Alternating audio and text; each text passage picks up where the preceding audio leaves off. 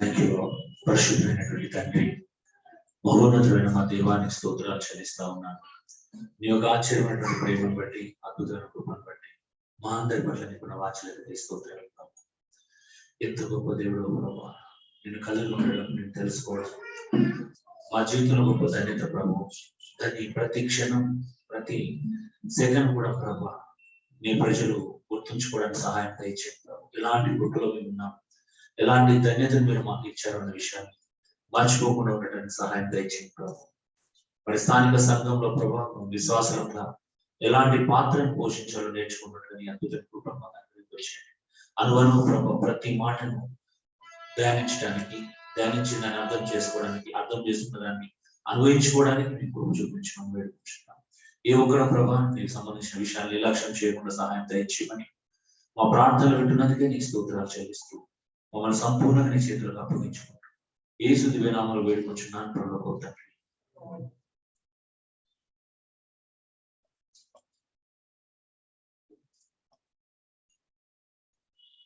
Okay అండి, దేవునామాన్ని మహిమ కలుగును గాక. మనం ఒక విశ్వాస యొక్క పాత్ర సంఘంలో 9వ అద్భుతమైన లక్షణాన్ని మనం చూడబోతున్నాం. ఇప్పటి వరకు 8 లక్షణాలు మనం చూసాం. సహోదరుల పట్ల మనం ప్రేమ కలిగి ఉండాలి, సంఘానికి ఏం చేసిన క్షేమాభివృద్ధి కలిగించే పనులు చేయాలి, సమాధానాన్ని వెతకాలి, 3వది. తర్వాత ఒకరొకరు సహించుకోవాలి, తర్వాత చాలా విషయాలు చూసాం. ఇంకా సహనం గురించి చూసాం, సంతోషంగా ఉండడం గురించి చూసాం కదా.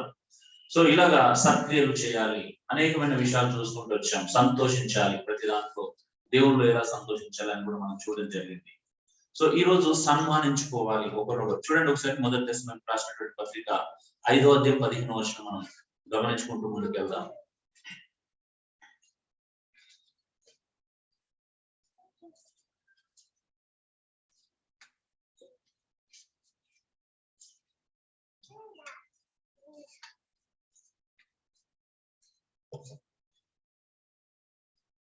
ఎవడను పీడన ఎవరికైనా చేయకుండా చూస్తుంది. మీరు ఒక ఏడల ఒకరును మనుషులందరి ఏడలను ఎల్లప్పుడూ మేలైన దాన్ని అనుసరించి రక్షించండి, ఎల్లప్పుడూ సంతోషంగా ఉంది. అంతే ఉందా? తను ఆ లైన్ లో ఉండాలి. ఒకరినొకటి సన్మానించుకోండి. షూరా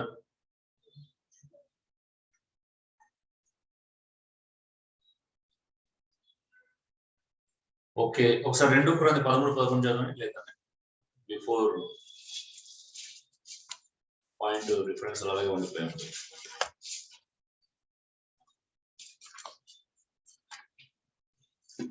సహోదరులారా, సంతోషాన్ని సంపూర్ణులై ఉండి, ఆదరణ కలిగి ఉండి, ఏక మనసు గలవారై ఉండి, సమాధానంగా ఉండి, ప్రేమ సమాధానములకు సత్యము దేవుడు మీకు తోడై ఉంది.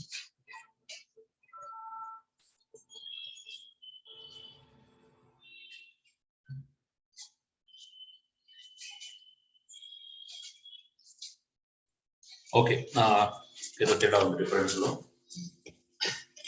వదిలేదు.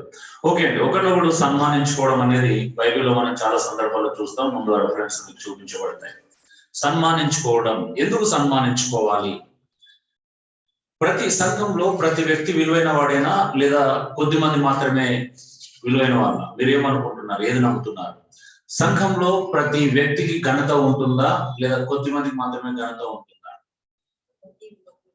మరి ప్రతి వ్యక్తికి ఘనత ఉంటుంది కదా. స్థానిక సంఘంలో ప్రతి వ్యక్తి ఘనతకు అర్హుడే, ప్రతి వ్యక్తి సన్మానానికి అర్హుడు. సన్మానం అంటే శాల్వాలు కప్పడము లేకపోతే బొకేలు ఇవ్వడం గురించి చెప్పట్లేదు, బైబిల్ అలా చెప్పట్లేదు. సన్మానం అనేది ఒకరిలో ఒకరికి ఉండాల్సిన సన్మానం వేరు. అంటే ఒకరినొకరు క్రైస్తవ విశ్వాసంలో తగ్గింపు అనేది చాలా ఇంపార్టెంట్. ఒకరినొకరు తగ్గించుకుంటూ ఒకరినొకరు గొప్పగా, ఎవరి వారిని తగ్గించుకుంటూ ఇతరులను గొప్పగా ఎంచాలనేది మనం బైబిల్లో చూస్తూనే ఉంటాం.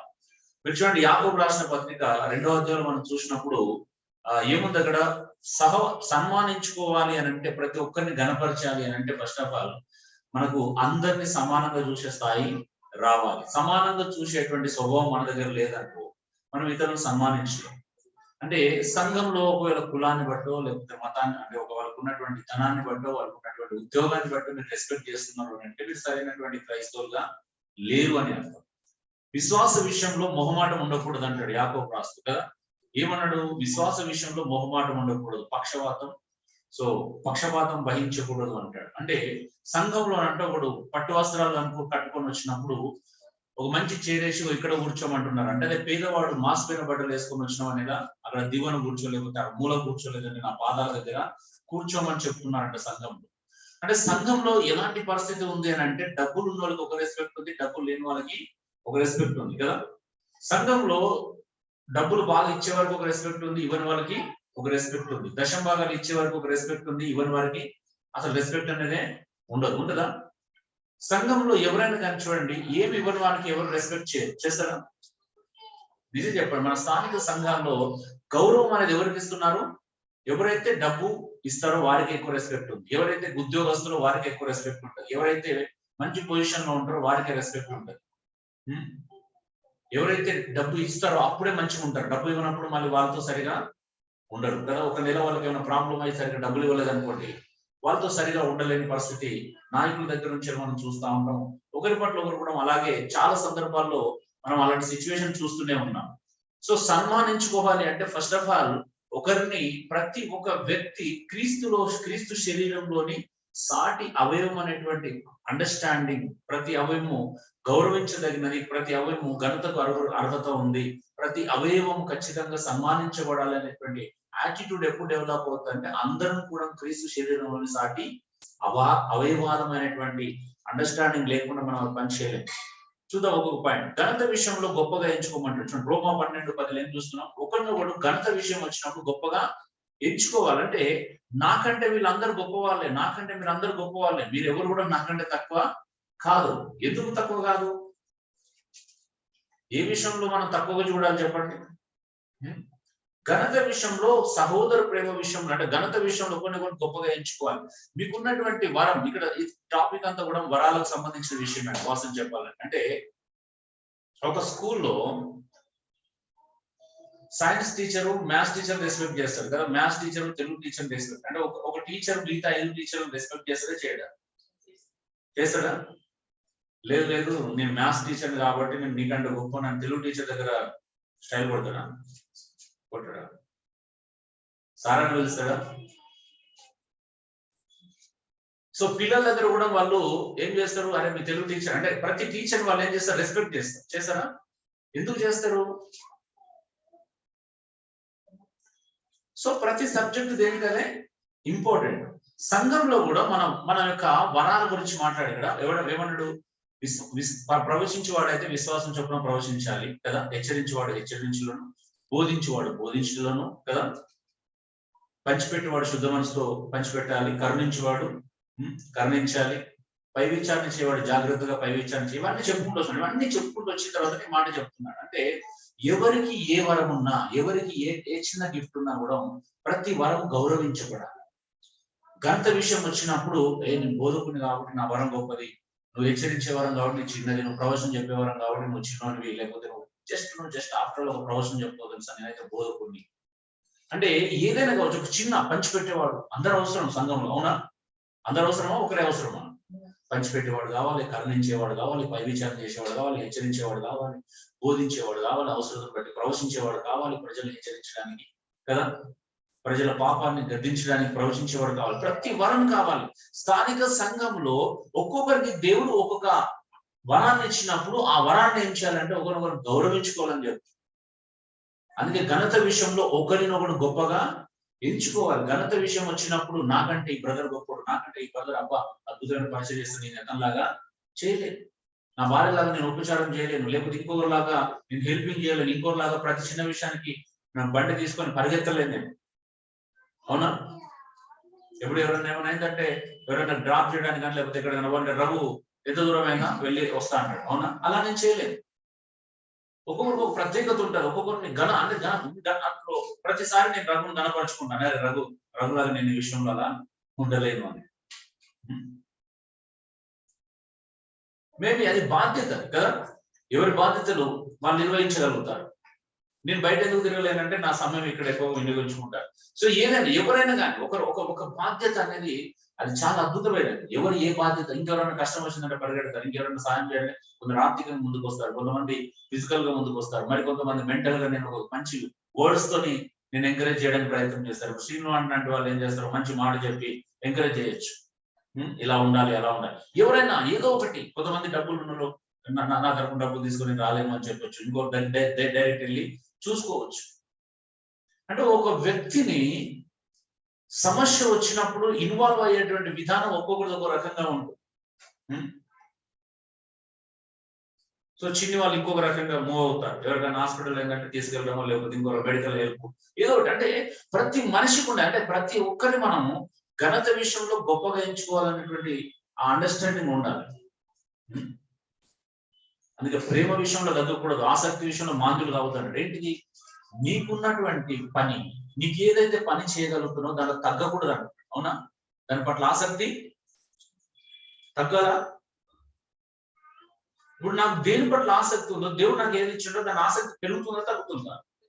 పెరుగుతుంది. అంటే నీకున్న ఆసక్తి తగ్గకూడదు. నీకు ఏ విషయంలో ఆసక్తి ఉందో ఆ విషయంలో నువ్వు తగ్గకూడదు. అవునా? అందుకంటే ఆసక్తి విషయంలో మాంద్యులు కాక ఆత్మీయందు తీవ్రత గల వారే ప్రభుని సేవించాలంటాడు. నీకు ఇవ్వబడిన దాన్ని పట్టుకొని నువ్వు ప్రభుని సేవిస్తూనే ఉండాలి. ఎంతమంది నిజంగా ప్రభుని సేవిస్తున్నారా? అంటే ఇందుకు మనం చెప్పుకుంటున్న స్థానిక సంఘం ఎలా ఉండాలి మనకు తెలుసు కదా. ప్రతి ఒక్కరు ఏదో ఒకటి చేయాలి. ఏదో ఒకటి చేయకపోతే సంఘంగా ఉండలేదు. సో అందుకే నీకున్న దాన్ని నువ్వు ఆసక్తి తగ్గించుకున్నావు అంటే నువ్వు ఏమవుతావు, ఎవరికి ఉపయోగకరంగా లేకుండా అయిపోతావు. మరి ఘనత ఎలా వస్తుంది? ఘనత ఎలా వస్తుంది? మన ఇంట్లో ఎవరైనా ఏ పని పాట లేకుండా ఖాళీగా ఉన్నారనుకో, ఎవరైనా కనబడుస్తారా? నిజం చెప్పండి. సొంత తల్లిదండ్రులైనా ఎవరైనా ఇంట్లో కనబడుస్తారు మనల్ని? తిడతారా? తిడతారు ఎవరైనా. ఖాళీగా ఉన్న వాళ్ళని మెచ్చుకున్నవాడు ఎవడు లేడు ప్రపంచం. అవునా? నిరుపయోగం ఉన్న వాళ్ళు ఎవరైనా మెచ్చుకుంటారా? మావాడు భలే తెలుసా, ఎంత నిరుపయోగం ఉంటాడు తెలుసా అంటారు. దేనికి పనికిరాడు తెలుసా, మావాడు ఎంత గ్రేట్ తెలుసా అంటారు. అది వెటకారం అవుతుంది. సో ఘనత అనేది ఎలా వస్తుంది అంటే ప్రతి అవయవానికి ఒక పని ఏదో ఒకటి చేస్తేనే ఘనపరచబడతాం. అందుకే బైబిల్లో ఘనత లేనటువంటి అవయవం ఉండడం దేవునికి ఇష్టము లేదు కదా, దేవుడి చిత్తం కాదు. అందుకే ప్రతి అవయవానికి ఏదో ఒక పని ఉండాలి అంటాడు. అవునా? ప్రతి అవయవానికి ఏదో పని ఎందుకు ఇస్తున్నాడు? ఘనత అనేది అప్పుడే వస్తుంది, కనపరుచుకోవాలి. అంటే ప్రతి చిన్న పనిని కూడా మనం గౌరవిస్తాం. అవునా? ఒక ఇల్లు కట్టాలంటే ఇసుక పట్టే వాళ్ళ దగ్గర నుంచి ఇసుక మాల్ అందించే వాళ్ళ దగ్గర నుండి ఇంజనీర్ వరకు అవసరం. ఇసుక పట్టేవాడు లేకపోతే పని అవుతుందా అండి? అవుతుంది అసలు పని? ఇసుక పట్టేవాడు కదా లేకపోతే మనం పని చేసుకుందా, ఇల్లు కట్టుకుందా అవుతుందా? ఇటుకలు మోసేవాళ్ళు లేకపోతే అవుతుందా? అంటే ప్రతి పని గౌరవించదగింది. అవునా? విలోపగల మేము గొప్ప వాళ్ళని తెలుసు అని ఫీల్ అయ్యి ఇసుక మోసే వాళ్ళని, ఇటుకలు పట్టే వాళ్ళని నిర్లక్ష్యం చేసింది అనుకో, ఏమవుతుంది? ఈరోజు వాళ్ళకి డిమాండ్ ఎక్కువ. అవునా? నిజమే కదా. ఒక అంటే మీద లేబర్ వాళ్ళ దగ్గరికి వెళ్ళి లేబర్ కావాలంటే వాళ్ళకి ఎంత డిమాండ్ ఉండదు, దొరకట్లేదు అసలు. చాలా పనులు ఆగిపోతున్నాయి లేబర్స్ లేక. లేబర్స్ ఇప్పుడు డిమాండ్ బాగా ఉంది. అంటే చిన్న పని కావచ్చు, మనం ఏదైనా స్థానిక సంఘంలో ఒక చిన్న పని నువ్వు చేయగలిగినప్పుడే నీకు ఘనత ఉంటుంది. అరే ఆ లోడు తెలియాలి, ఈ రోజు ఈ వ్యక్తి రాలేదు, లోడు తెలిసిపోదు. అవునా? సండే రాగానే మీకు వడ్డించే బాధ్యత తీసుకుంటాడు. సో లేకపోతే ఏమవుతుంది వచ్చే ఇబ్బంది. అంటే అది కాదు అని వాస్తవం చెప్పాలంటే ఎవరైనా చేస్తాం, అది పర్టికులర్ కాదు. వాళ్ళంతా వాళ్ళు స్వచ్ఛందంగా తీసుకునేటువంటి ఒక బాధ్యత ఏదైనా కావచ్చు. నేను అంత మించి కోరుకుంటాను, అది వేరే విషయం. అదొకటే చేసి ఇంకోటి చేయకపోతే పర్లేదు అనుకోవడానికి ఏమీ లేదు, అది డిఫరెంట్ అది కదా. ప్రతి పరిచారకుడు ఎంత ఉపచారం చేసినా మళ్ళీ ఆధ్యాత్మిక విషయాలు వచ్చినప్పుడు, వాక్య విషయంలో, హెచ్చరించే విషయంలో, ఆదరించే విషయంలో ఖచ్చితంగా ముందుండొచ్చు. స్టెఫెన్ లాంటి వాళ్ళు, ఫిలిప్ అంటే భోజన బల్లలతో పరిచర్యానికి ఎన్నుకోబడ్డారు, కానీ వాళ్ళు గొప్ప సువార్థికులు కూడా వాడబడ్డారు. సో మీతో పరిచయం చేయకూడదు అనేది ఏమీ ఉండదు.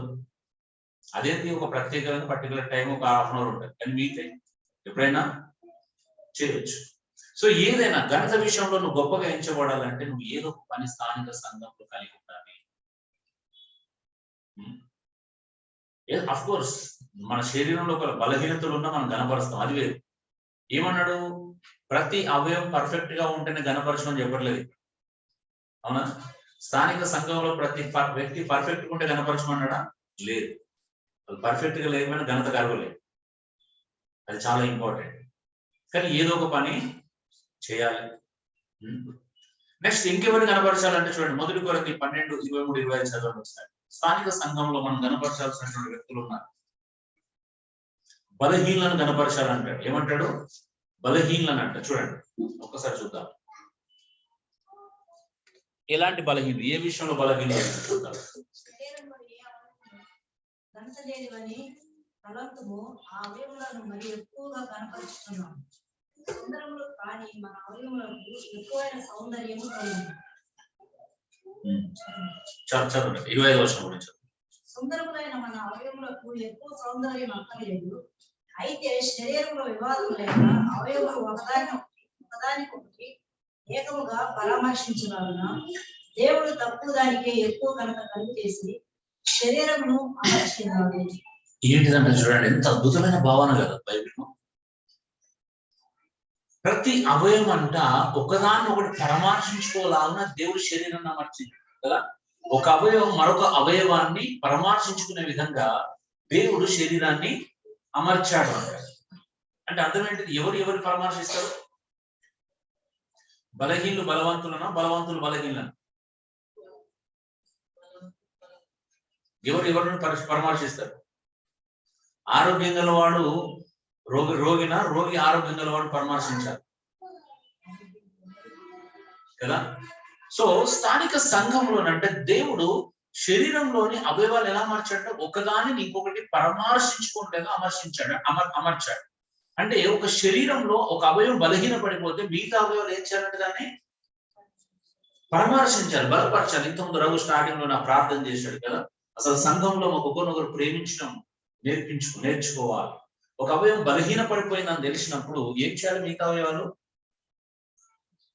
తన పరామర్శించాలి, అవయవాన్ని బాగోగులు చూసుకోవాలి. నీ శరీరంలో ఒక అవయవం బలహీన పడిపోతే నువ్వేం చేస్తావు? నిర్లక్ష్యం చేస్తావా? దాన్ని పట్టించుకోవడం మానేస్తావన్నా? పోటీలో ఒక అవయవం కాదు, ఇంకా నాకు చాలా అవయవాలు ఉన్నాయి అనుకుంటావా? పోతే మనం ఒక అవయవం కాదు, ఇంకా చాలా అవయవాలు ఉన్నాయి, దాంతో పెద్ద సమస్య లేదనుకుంటాం. ఎలా అనుకుంటున్నాం? అసలు ఒక్క వ్యక్తి బలహీనంగా ఉంటే మనం ఎలా ఉండగలుగుతాం స్థానిక సంఘంలో? ఆ ఒక్క వ్యక్తి బలహీనత చాలదా మనల్ని బలహీనపరచడానికి? అవునా? అంటే ఆ అటాచ్మెంట్, అంటే ఆ రిలేషన్షిప్ మన లోపల ఉండాలి. ఒక్క వ్యక్తి బలహీన పడిపోయిన మనసు అంతా అక్కడికి వెళ్ళాలి. బ్రదర్ బాగలేడంటే ఏంటి పరిస్థితి? సహోదరుల మధ్యలో మనకు అలాంటి ప్రేమను మనం కలిగి ఉండాలి. అందుకే అంటాడు ప్రతి శరీరంలో ప్రతి అవయవానికి దేవుడు ఏదో ఒక పని ఇచ్చాడు అంటున్నాడు. అవునా? దాని ముందు వచనాలు మనం చూస్తాం. ప్రతి శరీరంలో ప్రతి అవయవానికి ఏదో ఒక పని ఉంటుంది. అయితే పని ఉంటుంది కదా అని పనిని బట్టి మనం బలహీనపరచడానికి లేదా పనిని బట్టి అగౌరవపరచడానికి మనకు అవకాశం ఉందా? లేదు అంటున్నాడు. నువ్వు నీ శరీరంలో ఏ అవయవాలను ఎక్కువ బలహీనమైన ఎంచుతావో వాటికే ఎక్కువ ఘనత అవసరం అంటాడు. అవునా? నీ శరీరంలో ఏ అవయవాలకు ఎక్కువ బలహీనమైన నువ్వు భావిస్తావో ఆ అవయవాలను ఎక్కువగా ఘనత అవసరం అంటున్నాడు. ఘనపరచాల్సిన అవసరం ఉంది అంటున్నాడు. అవి మరీ అవశ్యములు అంటున్నాడు. అందుకే నేను మన శరీరంలో నిజంగా ఎగ్జాంపుల్ తీసుకుంటే మన శరీరంలో బలహీనమైన అవయవాలు ఏమున్నాయి? మనకు నష్టం కలిగించని బలహీనమైన ఏమైనా ఉంటే జుట్టును కోరలే, అవి కట్ చేసిన నొప్పి అనిపించదు కదా.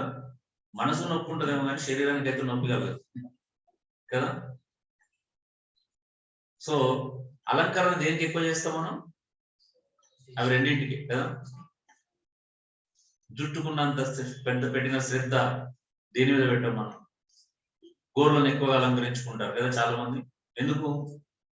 అవే బలహీనమైన శరీరం అంతట్లో. అంటే అందం అక్కడి నుంచి కనిపిస్తుంది. చాలా మంది ప్రపంచంలో గోర్లను పెంచుకొని చూపించుకోవాలని చూస్తా ఉంటారు. అవునా? చిన్నప్పుడు నేను కూడా పెంచుకునేది ఇంత. అంటే గోర్లు పెంచుకునే అలవాటు ఉంటుంది చాలా మంది. జుట్టు పెంచుకునే అలవాటు ఉంటుంది. జుట్టును రకరకాలుగా చూసుకోవాలని ప్రయత్నం చేస్తూనే ఉంటారు. ఎందుకంటే మనిషికి జుట్టే అందం. సో పాపం ఐజాగ్ చిన్న సీరియస్ వస్తుంది. జుట్టు పోవడానికి ఆమె కారణం లేదు.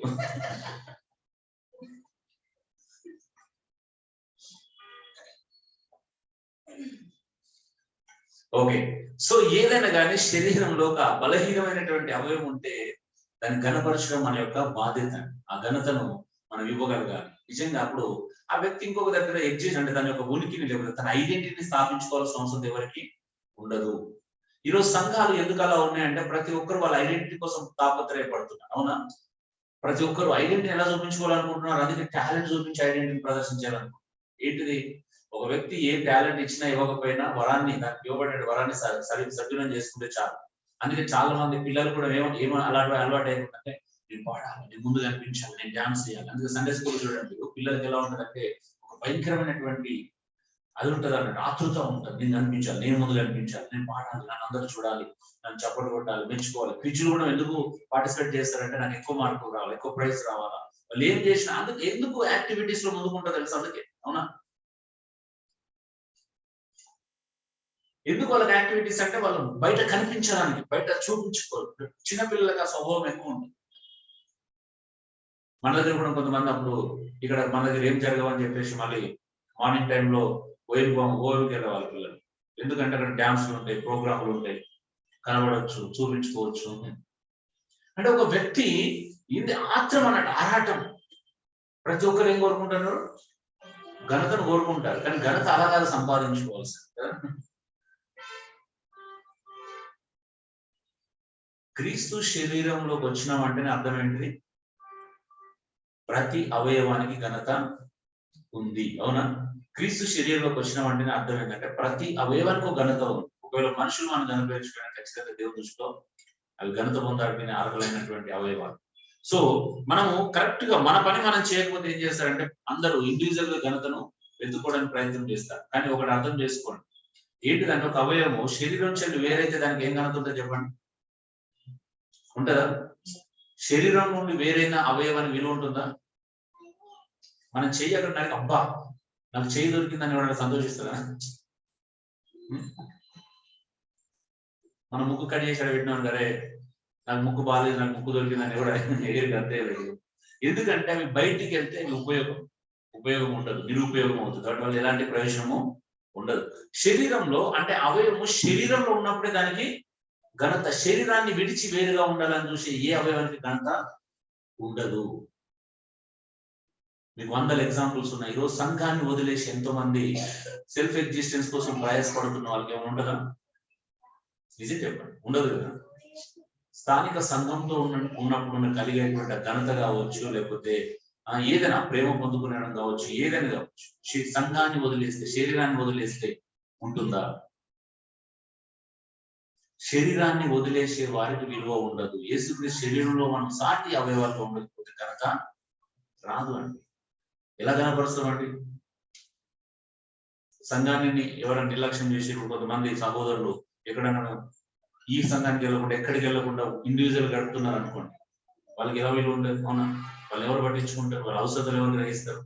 అలాంటి వాళ్ళు నింద మోపుతా ఉంటారు జనాల మీద. అవునా? నేను 4 days కరీంనగర్ వెళ్ళొచ్చు. నేనే ఇంకా అలసట కూడా దిగలేదు నాకు. ఇంటింటికి విజిటింగ్ చేస్తున్నాం. విజిటింగ్ చేస్తున్నప్పుడు అందరు ఏం కోరుకుంటున్నారంటే వాళ్ళ ఆలోచన చూడండి, అంత విజిటింగ్ చేస్తున్నాం, ఒక దగ్గర గ్యాదర్ కాండి మేము కలుస్తామని అంటే అట్లా ఎవరు సిద్ధంగా లేదు. అన్న అట్లా మీరే మా ఇంటికి రండి, మీరు మా ఇంటికి రండి, మా ఇంటికి రండి అనే వాళ్ళే అందరు. ఏం లేదు, ఒక దగ్గరికి వచ్చేటువంటి స్థితి అక్కడ ఎవరికి లేదు. అందరు ఇండిపెండెంట్ ఇండివిజువల్ కలవాల్సి వచ్చింది. రండి మనం అక్కడ ఒక దగ్గర కలవచ్చు కదంటే వాడికి నాకు పడదు, నాకు పడదు అన్నట్టు. పడదు అనుకుంటా మళ్ళీ అంటే మీరు మమ్మల్ని నిర్లక్ష్యం చేశారు, మమ్మల్ని వదిలేసిపోయారు అని చెప్పేసి మళ్ళీ ఏదో చిన్న టాపిక్. అదైతే నేను ఒకటే మాట, నేను మిమ్మల్ని వదిలేసి పోలేదు. మీరు ఒకరు మాకు క్రిస్మస్ చేయట్లేదని, ఆచారాలు పాటించట్లేదని మీరే వదిలేసి ఒకరు, ఇంకొకరు ఒక కారణం చేత సంఘంలో ఇతరులను ప్రేమించనివ్వట్లేదు, లవ్ మ్యారేజ్ ఎంకరేజ్ చేయట్లేదు అని వెళ్ళిపోయింది. ఎవరు? మీరు అందరూ వదిలేసి వెళ్ళిపోయిన తర్వాత ఒంటరిగా కూర్చుని ఒంటరి ఉన్నాయను ప్రార్థన చేసుకుని నోట్లో రాత్రి నోట్లో గుడ్డలు కూక్కొని బయటికి అరవలేక బంగ్లపైకి వెళ్ళి ఎన్నిసార్లు ఏడిస్తే ప్రభు హైదరాబాద్కి వెళ్ళమని నడిపించాడు. నాకు క్లారిటీ ఉంది, నేను హైదరాబాద్ రావడం నా సొంత డిసిజన్ గానే కాదు. 4 కోణాల నుంచి వెళ్ళి నాకు దేవుడు ఇక్కడ ఫోర్స్ చేస్తూ వచ్చాడు. సో నేను చెప్పాను, మీరు హైదరాబాద్ పోతే ఏమైనా శ్రమలు తగ్గినాయా, మీ కష్టాలు అలాగే ఉన్నాయి కదా. నేను ఎప్పుడు చెప్పినా హైదరాబాద్ పోతే శ్రమలు తగ్గుతాయి, కష్టం తగ్గుతాయి అని చెప్పాను. నిజంగా సేవ చేసేవాడికి ఎక్కడున్నా శ్రమలు ఉంటాయి. నేను ఎప్పుడైనా బోధించాను శ్రమలు ఉండవని చెప్పేసి. ఒక ఆమె స్వస్థతల కోసం, జస్ట్ హీలింగ్స్ కోసం ఒక సహోదరి, మాకు ఇష్టమైన సహోదరి, శ్యామ్ కిషోర్ మీటింగ్లు అక్కడ ఇక్కడ అంటే అన్నిటికీ తిరుగుతా ఉన్నారు. నేను చెప్పాను నిన్న, ఏదైనా కావచ్చు నువ్వు వెతుకుతే దొరకవాలి. స్వస్థత కావచ్చు, ఏదైనా కావచ్చు, వెతుకుతే దొరికేటివి కావాలి. యేసుక్రీస్తుని వెతుకుతే అన్ని ఉంటాయి. ఒకవేళ స్వస్థత లేకపోయినా హ్యాపీగా ఉంటాం, అవునా? యేసుక్రీస్తులో ఉంటే స్వస్థత లేకపోయినా హ్యాపీగా ఉంటాం. యేసుక్రీస్తుకు వేరుగా నువ్వు స్వస్థత, యేసుక్రీస్తు వేరుగా ఆశీర్వాదం వెతికి ఈరోజు కంప్లీట్ బెడ్ సిట్, వారానికి 2 సార్లు డయాలసిస్ చేయాలి, రోజు 1/2 లీటర్ కంటే వాటర్ ఎక్కువ తాగకూడదు. ఎంత దీనంగా ఉంది అని అంటే ఇప్పుడు పట్టుకొని వచ్చాడు అంటే ఏడ్స్. చెప్పాను నేను, అక్కడ ఇప్పటికైనా మించిపోయింది ఏం లేదు. ఫస్ట్ ప్రయారిటీ దేవునికి ఇవ్వండి. మనం ఎవరైతే కాదనుకుంటున్నారో అందరి దగ్గరికి మేము వెళ్ళి కలిసి కలవడానికి ప్రయత్నము చేస్తున్నాం. మాకేం లేదు లోపల కదా, మనకేముంటుంది. సో ఏదైనా కానీ బలహీనంగా ఒక సింగిల్ గా ఉన్నారు ఇప్పుడు పరామర్శించే వాళ్ళే. ఈ ఒంటరి వాళ్ళ ఫీలింగ్ చాలా మంది లోపల ఉంది. మళ్ళీ ఇప్పుడు ఎవరు నిందిస్తున్నారు? వాళ్ళు ఎవరు నిందిస్తున్నారు? సంఘాన్ని, దేవునే కదా. మమ్మల్ని దేవుడు పట్టించుకుంటాడు, మా ఇంటికి ఎవరు రావట్లేదు, ఈ పరిస్థితిలో ఉన్నప్పుడు మళ్ళీ ఎవరు గౌరవ మమ్మల్ని చూసి పరామర్శించడానికి ఎవరు వస్తలేరు ఎవరంటే. నేను డే 1 ఒక సహోదరి దగ్గరికి వెళ్ళాను. ఈమె నేను 15 సంవత్సరాలు అయితే మేము గాస్పెల్ చెప్పి బాప్టిజం తీసుకున్నారు. ఒక్కరోజు స్థిరంగా సంఘంలో లేదు. అన్ని సంఘాలు తిరిగి వచ్చారు. అక్కడ బాగా అనిపిస్తలేదు, ఇక్కడ బాగా అనిపిస్తలేదు. అంటే వాళ్ళకి ఏం కావాలా? ఆశీర్వాదాలు, స్వస్థతలు మంచి కావాలి, డబ్బుల గురించి మాట్లాడేవాళ్ళు కావాలి. మన దగ్గర ఆ టాపిక్స్ ఉండవు, తెలుస్తాం. మానేశారు, మన దగ్గర మానేశారు. మా కళ్ళ ముందే అన్ని సంఘాలు తిరిగాయి. ఈరోజు 2-3 నెలల నుంచి ఫోన్ చేస్తా ఉన్నా. ఫోన్ చేసి చెప్తున్నాను ఎందుకు ఘనత దొరకదని క్లియర్. ఫోన్ చేసి నా చెల్లెలు ఓకే సూసైడ్ చేసుకోవాలని ట్రై చేస్తుంది, సూసైడ్ చంపేయమని అడుగుతుంది అని చెప్తే నేను ఇంతకు సలహా ఇచ్చాను. కొన్ని ఫస్ట్ సైక్రాటిస్ట్ చూపించుకున్నాను. సైక్రాటిస్ట్ చూపిస్తే ఏమన్నా తెలుసు, నేను హైదరాబాద్ 2 సార్లు వస్తానంటే డబ్బులు అయిపోతాయి కదా, నువ్వే రావచ్చు కదంటే మరి నేను వస్తాను. కామెడీ ఏంటంటే ఇప్పుడు నేను ఒక ప్రిపరేషన్ నిన్న 6,000 అంటే నాకు నిజంగా చెప్తున్నాను. ఎలాంటి సిచ్యువేషన్ వెళ్ళామంటే అప్పుడు నాకు మొత్తం అందరిని విజిటింగ్ చేసి అటు ఇటు తిరిగితే పెట్రోల్కి ఒక 4,000 చేసి. సో ఎంత వరస్ట్ గా మాట్లాడాడంటే అంత వరస్ట్ కోమట్, ఎంత పిచ్చినారులు అంటే ఇంట్లోకి వస్తే కనీసం మన ఇంట్లో వాష్రూమ్ కూడా వాడుతాను నేను. బయట ఈమె ముందే చెప్తున్నాను, ఇంట్లోకి వస్తే ఇక్కడ 150 కిలోమీటర్లు ప్రయాణం చేసుకుంటే కదా కడుపు వస్తుంది. ఫస్ట్ మన చుట్టాల ఇంటికి ఇంటికి తీసుకెళ్ళి రిఫ్రెష్ అయిపోతాం అంతే. మళ్ళీ మన వేరే వాళ్ళ ఇంటికి వెళ్ళి రిఫ్రెష్ అయ్యి ఇక్కడికి వెళ్ళాం.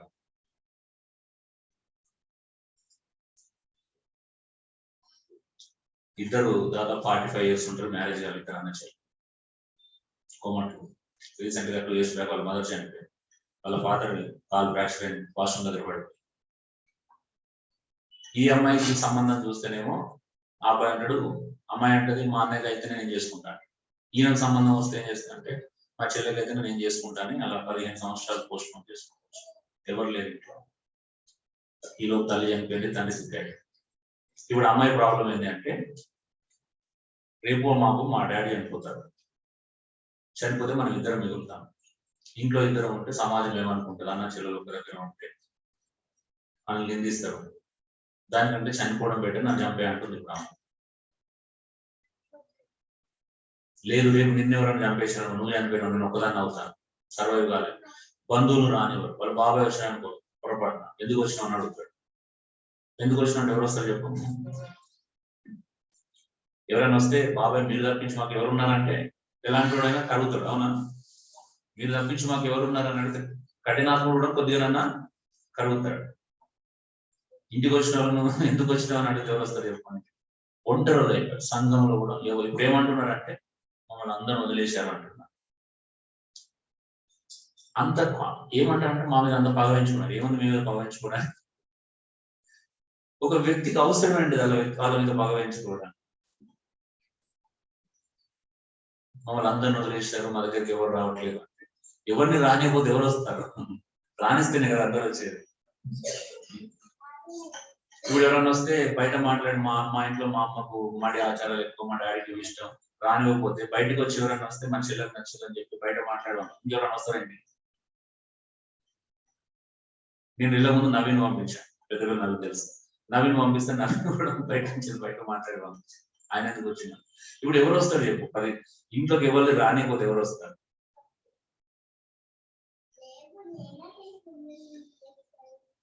సంఘంలో ఒక అవయవంగా ఉంటే ఈరోజు కదా, సంఘం అంతా చెడ్డలు ఉంటారు కదా, ఒక పాస్టర్ ఎలాంటి వాడు ఉన్న సంఘంలో ఒక సహోదరులు ఉంటారు కదా, కనీసం దేవుని ప్రేమ కలిగిన వాళ్ళు ఉంటారు. ఒక 100 మందిలో 2 ఫ్యామిలీస్ ఉండవు ప్రేమ చూపించేవాళ్ళు, ఎంత ట్రెడిషనల్ చర్చ్ అయినా ఉంటారా? నేనైతే నమ్ముతాను, సహోదరులు అయితే ఉంటారు కదా. ఒకవేళ అసత్యం కొన్ని అబద్ధాలు నమ్మొచ్చు, కానీ ప్రేమ అయితే ఎడిపోతుంది. ఒక మనిషి పట్ల ఉండే కన్సర్న్ అయితే ఉంటుంది కదా, అయ్యో అని చాలు చూపించే వాళ్ళు ఉంటారు కదా. ఈరోజు అంటే ఒక స్థానిక సంఘంలో అవయవంగా లేకపోతే ఎంత ప్రమాదం. నేను కొన్ని ఫ్యామిలీ చూస్తే, ఎన్ని ఫ్యామిలీస్ ఉన్నాయంటే ఒకటి కాదు. ఎవరిని పంపించినా మీరు మాకు వద్దు అని అంటే నాయకత్వం వద్దు, మీ కలువ ఒక దగ్గర. లాస్ట్ టైం ఇంటికి వచ్చినప్పుడు కూడా వాళ్ళు చెల్లెకి ట్రీట్మెంట్ కోసం వచ్చి మన ఇంట్లో ఎప్పుడు ఇక్కడే స్టే చేసేవాడు. ఫోన్లో ఓపెన్ గా చెప్పాడు, ఎక్కడైనా పోతే డబ్బులు అయితే అందుకే మీ ఇంట్లో ఉండడానికి వస్తున్నాను. నవ్వుకున్నాను. డబ్బులు లేదు కదా, లక్షలు ఉన్నాయి బ్యాంక్ లో, చెల్లెకి ట్రీట్మెంట్ ఖర్చు పెట్టమంటే పెట్టాడు.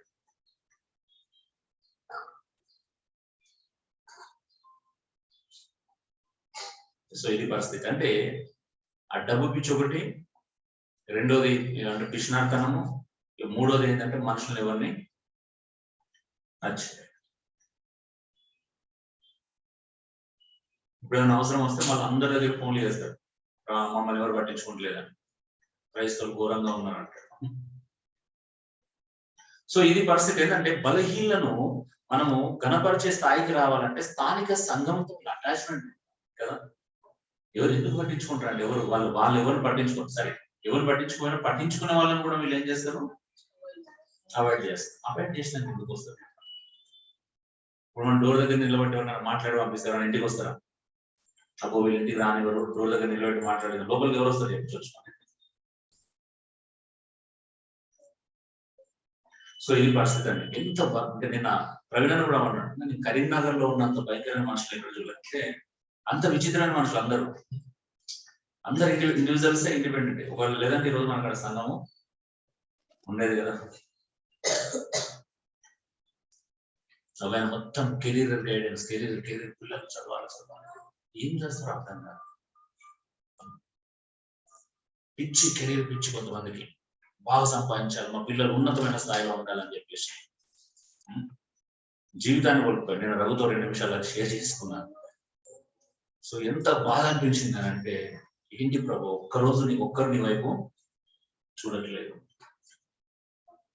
నైట్ ఒక అబ్బాయి వచ్చాడు, ఆయన ఎవరో నాకు తెలియదు, ఇంకో బ్రదర్ తీసుకొస్తే వచ్చాడు. ట్రేడింగ్ లో 20 లక్షలు కోల్పోయాడు. అక్కడ మోసం చేశాడు. 20 లక్షలు కట్టాలి. క్రిస్టియన్ సూసైడ్ అటెంప్ట్ చేయడానికి ప్రయత్నం చేస్తున్నాడు. అదే నైట్ కౌన్సిలింగ్ చేశాను. సంఘంలో కానీ ఎక్కడ కానీ ఒక బాధ్యత లేనప్పుడు, సరైన వాక్యం లేనప్పుడు మనుషులు డైవర్ట్ అయిపోయి ఈజీ మనకి అలవాటు పడిపోయి ఫారెస్ట్ లో పెడితే చచ్చిపోతున్న జనాలు. అవునా, ఈరోజు చాలా మంది యవనస్తులు అలాగే ఉన్నారు. తెలిసి తెలియక అది కుటుంబం మీద ఎఫెక్ట్. ఓకే, నీ దగ్గర ఉంది, పెట్టకపోయింది, సైలెంట్ గా బుద్ధి వచ్చిందా నేర్చుకుని ఉంటుంది, వేరే విషయం. అప్పులు చేసి ఈరోజు 10,000 పెడతావు, 10,000 పోయిందని చెప్పి అప్పుడు 10,000 ఇంకో 10,000 వస్తాయి, 10,000 వస్తాయి, 10,000 ఫారెన్స్ లో పెట్టేసి అలాగా 10 లక్షలలో పెట్టేసుకున్నారు. సో ఈరోజు సంఘంలో ఏంటంటే ఓదార్చి వాళ్ళు ధైర్యపరచలేరు, చెప్పుకోవడానికి లేదు. స్థానిక సంఘానికి వెళ్ళి అంటే చెప్తున్నాను, అన్న నేను చాలా రోజులు దేవుని దూరం అయ్యాను, ఈ బిజినెస్ లో మీద పడిపోయి దేవుని దగ్గరికి వెళ్ళలేదా. ఏంటి అంటే మనం ఏదైనా చేస్తే దేవునికి ఎందుకు దూరం కావాలి? దేవునికి దూరమై పనులు ఎందుకు చేయాలి? దేవునికి దూరమై చేయాల్సిన పనులకు అవసరం ఏంటి ఆలోచించండి. 3, ఇతరులను ఘనతలు సంతోషించాలంటే. చూడండి, ఇతరులు ఘనపరచబడినప్పుడు, చూడండి మొదటి కొరింథీ 12:20 మనం చూస్తున్నాం. ఒక అవయవం ఘనపడితే ఏం చేయాలంటే మనం సంతోషించాలంట. అవునా, ఈరోజు సంతోషంగా ఉందా? ఎవరైనా ఎదిగినప్పుడు, ఎవరైనా బాగుపడితే మన హృదయంలో సంతోషం ఉప్పొంగాలి. ఎవరైనా దేవుడి దగ్గర అయినా ఏదైనా విషయం, ఏ విషయంలో కనపరచబడ్డా అది మన ఘనత అనుకో. ఈ రోజు ఎవరైనా పక్కలు కనపడితే, ఒక బ్రదర్ మొన్న ఏమన్నా తెలుసా, నువ్వంటే నాకు ద్వేషం అన్నాడు. ఎందుకంటే పాస్టర్ గారు ఎప్పుడు చూసినా నీ పేరే పలకరిస్తా ఉంటాడు సార్ చర్చలో. నువ్వంటే నాకు కోపం వచ్చేది, ఏంటి ప్రతిదానికి నీ పేరే చెప్పేవాడు స్థానిక సంఘంలో ఒక వ్యక్తి. నేను బయటకు రాగానే ఫుల్ సంతోషించిండంట, మంచి రావాలంటే సెకండ్ ఛాయిస్ దొరుకుతుంది. చాలా వర్స్ట్ థింగ్ చూశాను. అంటే ఎందుకంటే స్థానిక సంఘంలో ఘనత, ఒకరు గణపరచబెట్టడం సంతోషించే స్వభావం చాలా మందికి లేదు. శరీరంలో ఒక అవయం గణపరచబడుతుంది, మన అవయం కదా, పక్క అవయం కాదు కదా. మన ఇంట్లో తమ్ముడు చెల్లో పాస్ అయినా లేకపోతే ఏదైనా గొప్ప ఘనత సాధిస్తే బాధపడతామో సంతోషిస్తాము.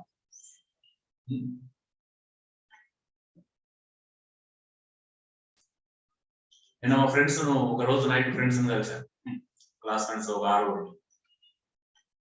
నేను మళ్ళీ మార్నింగ్ కలిసి, అరే నీలాంటి మేము ఎప్పుడు చూడలేదు, నువ్వు మా ఫ్రెండ్ అని చెప్పుకోవడానికి గర్వంగా ఉంది, సంతోషంగా మేము ధైర్యంగా చెప్పుకుంటాము, నువ్వు అలాగే ఉండవు. అంటే ఇతరులను మనము ఎవరైనా గణపరచబడినప్పుడు ఇతరుల యొక్క ఘనతను చూసి సంతోషించే స్వభావం లేకపోతే ఏమవుతుందంటే మనమే బలహీనపడిపో, అసూయ కలుగుతుంది, ద్వేషం, ముఖం చూడగానే చూడలేదు కదా, నవ్వుతూ పలకరించలేదు, ఒక రకమైన గ్రడ్జ్ ఏర్పడుతుంది లోపల. అవునా? అవసరం ఆ క్రైస్తవ్యానికి ఇవన్నీ. మనిషి కనిపిస్తే ఆనందించాలండి. క్రైస్తవుడు కనిపిస్తే హృదయం ఉప్పం కదా, మా అక్క వచ్చింది, మా చెల్లి, మా బ్రదర్ వచ్చాడన్న సంతోషం, ఆ జాయ్ ఉండాలి. ఈరోజు చాలా మంది కదా లేదు, ఆ జాయ్ అనేది మిస్ అవుతున్నారు. పరిశుద్ధతను కాపాడుకొని కనపరచాలంట. 1 తెస్సలోనికైయులు 4:5 మనం చూస్తున్నాం. ఎక్కడ నీ ఘనత ఎక్కడ ఉంటుంది? నువ్వు పాపం చేస్తే కూడా ఘనతలో ఉంది. పాపం అవమానాన్ని దారి తీస్తుందా, ఘనతను దారి తీస్తుంది? నిజం చెప్పండి. మనం ఒకవేళ చెడు చూసుకుంటూ దొరికినాం అనుకో, ఘనతనా అవమానంగా ఫీల్ అవుతామా? అందుకే అంటున్నాడు, ఏమన్నాడు, పరిశుద్ధతను కాపాడుకొని కనపరుచుకోవాలంట. ప్రతి వాడు తమ తమ ఘటములను ఎలా కాపాడుకుంటూ ఎరుగుంటే దేవుని చిత్తం. ప్రతి వాడు తన ఘనతను కాపాడుకోవాలి. పరిశుద్ధత యందు అంటే ఎక్కడ? పరిశుద్ధత యందు తన ఘటమును కాపాడుకోవడం ఎరుగుండాలి, తన అవయవాలను గణపరచుకోవాలనుకుంటున్నాం. ఆమె ఈరోజు నీ సొంత శరీరంలో నీ సొంత అవయవాలను గణపరచుకుంటున్నావు, వాటితో పాపం చేయకుండా ఉండగలుగుతున్నావా?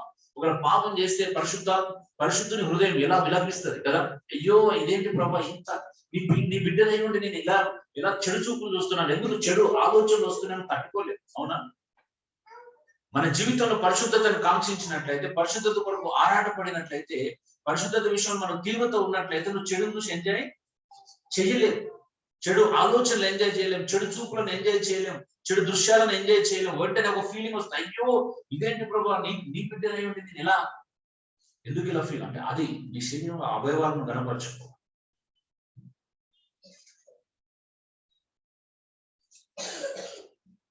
అంటే వాడి పవిత్రతను కాపాడాలని అర్థం. ఈరోజు నీ శరీరంలో అవయవాలను ఎంతమంది పవిత్రంగా కాపాడుకుంటున్నారు? యాకోబు 1:20 అదే చూస్తున్నాం. అంటే తండ్రి అయిన దేవుని ఎదుట పవిత్రము నిష్కల్మషమైన భక్తి ఏదనగా దిక్కులేని పిల్లలను విధవరాలను పరామర్శించాలంటే ఇబ్బంది ఏం చేయాలి? ఇహలోక మాలినం అంటే కూడా తనను తాను కాపాడుకోవాలి. నిన్ను పరిశుద్ధంగా కాపాడుకోవడమే గొప్ప ఘనతకు కారణం అవుతుంది. నీ అవయవాలు నువ్వే కనపరచుకోబోదు, ఇంకోటి ఎందుకు కనపరుస్తాడు? అవునా? ఆడపిల్లలైనా ఎవరైనా కావచ్చు, ఫేస్బుక్లలో వాట్సాప్లలో ఫోటోలు దిగి మనం షేర్ చేస్తుంటే మన అవయవాలకు మనమే రెస్పెక్ట్ ఇచ్చుకోవద్దు, ఇంకోటి ఎందుకు రెస్పెక్ట్ ఇస్తాడు? ఇంకోటి మోపుతో చూస్తాడు కదా. నా ఫోటోలు నేను ఎవరికో, నా ఆడపిల్లల ఫోటోలు షేర్ చేయలేను, ఎందుకంటే నా ఆడపిల్లలకు ఫోన్ చేస్తే వాడు మోపు చూడకుండా వాడు మానసికంగా అనుభవించాడు. మన పిల్లని మనమే కనపరుచుకోకపోతే ఇంకెవరు కనపరుస్తారు మనల్ని? నా పిల్లల యొక్క అవయవాలను ఎక్కడో ప్రదర్శిస్తున్నాను, షో కేసు వాళ్ళు ఏమంటారు, వాళ్ళు షో కోసం లేదు కదా. ఈ వాట్సాప్లు, ఫేస్బుక్లు వచ్చిన తర్వాత మనిషి చెండాలంగా తయారైపోయాడు. కనీసం కామన్ సెన్స్ కూడా లేకుండా అదైపోతుంది. చాలా మంది చిన్న చిన్న పిల్లలు ఎందుకంటే ఏమొస్తుంది అలా చూపించుకుంటారు. ఎదిగిన పిల్లలు అసలే చూపించకూడదు. చిన్న పిల్లలు అంటే ముద్దు వస్తారు, ఎదిగిన పిల్లలు ఏం చూస్తారు? ఎదిగిన పిల్లలు చూసడానికి కామపు ఆలోచనలు, అందంగా తయారై అందంగా అనిపిస్తా ఉంటే వాడు కామంతో చూస్తాడా? ఎందుకు చూస్తాడు చెప్పండి? కొన్ని ఎందుకు చూడాలి? మన పిల్లల్ని, మన యవనస్త్రాలను బయట ఎందుకు చూడాలి? నేను చెప్పండి, ఏ కారణం చేత మనం చూడాలనుకుంటున్నాం? పెళ్ళే వరకు తన భర్త కోసం దాచుకోవాల్సినటువంటి అందాన్ని, తన భర్త కోసం కాపాడుకోవాల్సిన అందాన్ని మనమే ప్రదర్శించినాం. అర్థమేంటి? రైటేనా? చెప్పగలుగుతారు మీరు? ఇది రైట్ మనం చేస్తాం, ఎవరైనా కావచ్చు, మనకు చేయకపోవచ్చు, బయట వాళ్ళు ఎవరైనా చేస్తున్నారు చూస్తా ఉన్నాం స్టేటస్ లో. నేను అసలు వాట్సాప్ స్టేటస్ అస్సలు చూడను, చూసినా కూడా సంతోషించే విషయం ఏమి ఉండదు.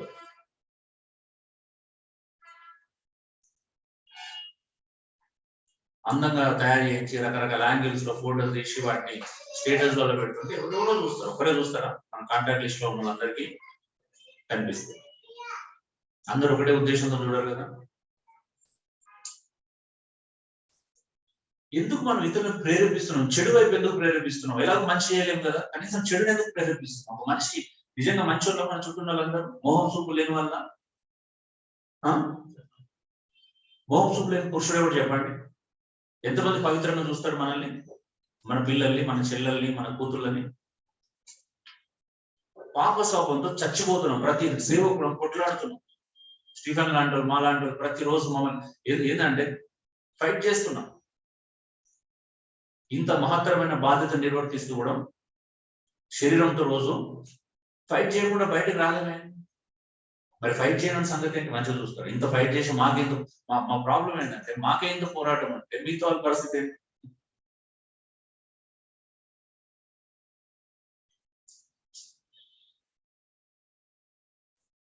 అసలు మన ఫొటోస్ ప్రపంచానికి ఎందుకు తెలియాలో చెప్పండి, ఒక్క మాట చెప్తాను. మన ఫ్యామిలీ ఫొటోస్ ఎవరైనా వస్తే ఇంట్లో ఆల్బమ్ ఉంటే బంధువులు, స్నేహితులు చూపించుకొని ఆనందిస్తే ప్రాబ్లం ఉంది.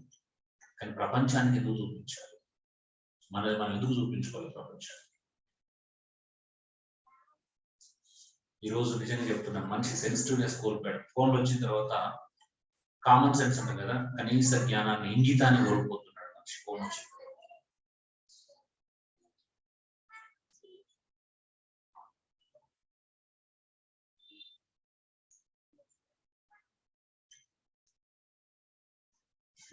నా పిల్లల ఫోటోలు ఇంతవరకు నేను ఎప్పుడు అప్లోడ్ చేయాలి, ఎప్పుడు పెట్టలేదు. ఇక్కడ మగ పిల్లల ఫోటో ఎందుకు చూడాలి? మన పిల్లల్ని వాళ్ళు అందంగా ఉన్నా మనమే ఆనందించాలి కదా. నా కూతురు, దేవుడు అందమైన కూతుర్ని ఇచ్చాడని ఆనందించాను.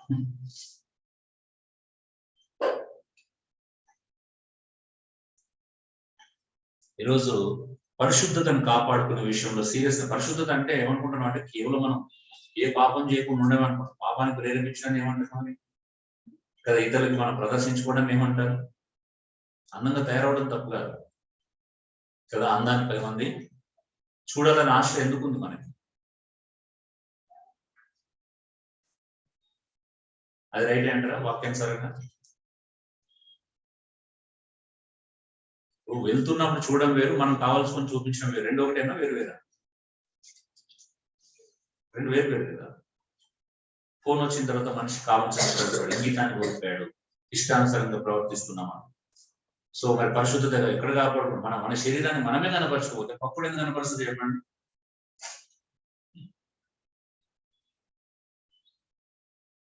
కొన్నిసార్లు భయం అయితే బయట షాపులు పిల్లలు ఇంత ఇక్కడ వరకు నెక్కలు వేసుకొని డెగట్లా కొన్ని షాపులకు వస్తూ ఉంటారు. అఫ్ కోర్స్ ఇప్పుడు వాళ్ళే కనపరచుకోకపోతే ఇంకెవరు ఎందుకు కనపరుస్తారు చెప్పండి? ఎవరైనా వస్తే మనం రెస్పెక్ట్ చేయాలంటే ఎట్లా వస్తుంది రెస్పెక్ట్? పోనీ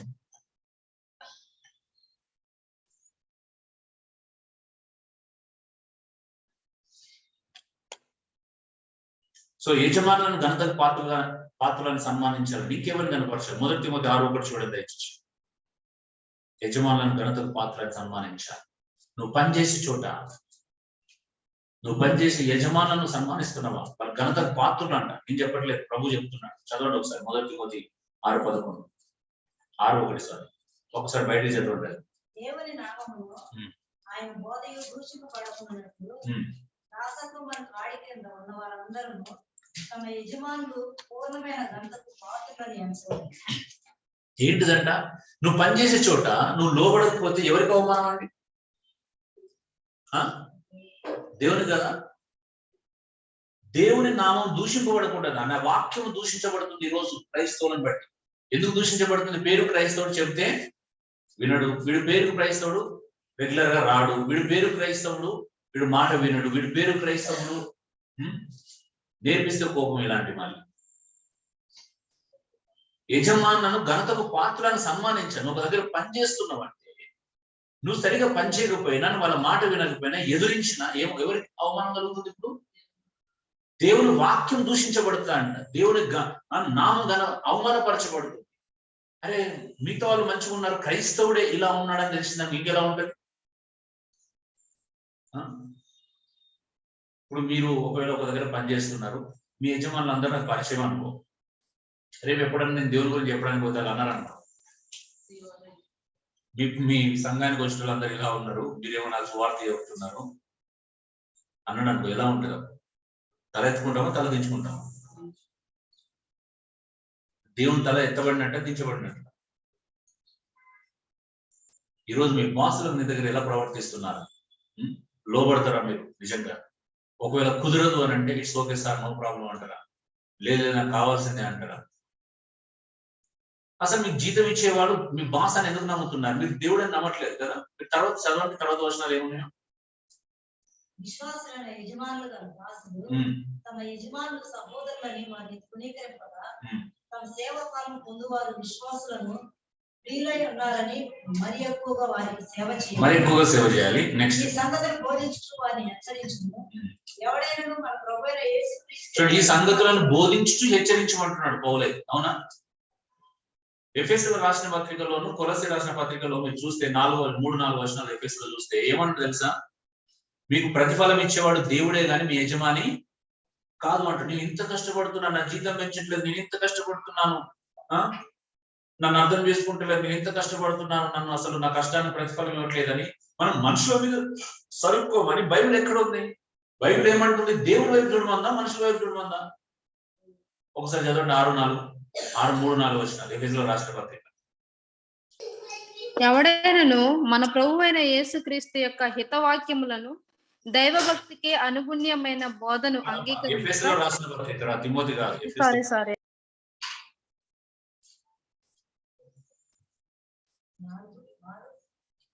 6-3-4 వచనాలు చూడండి.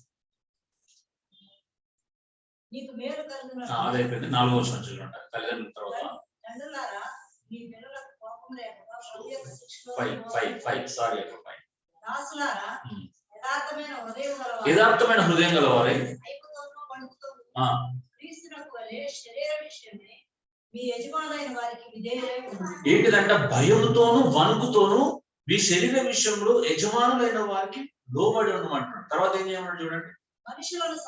మనుషులను సంతోషపెట్టి వారు చేయనట్టు కాక, కంటికి కాక క్రీస్తు దాసులమని ఎరిగి దేవుని చిత్తమును మనఃపూర్వకంగా జరిగించుచు మనుషులకు చేసినట్టు కాక ప్రభువులకు చేసినట్టు ఇష్టపూర్వకంగా సేవ చేయాలంటే ఎవరి దగ్గర పని చేస్తే ఇష్టంతో చేయాలి, కష్టంతో కాదు.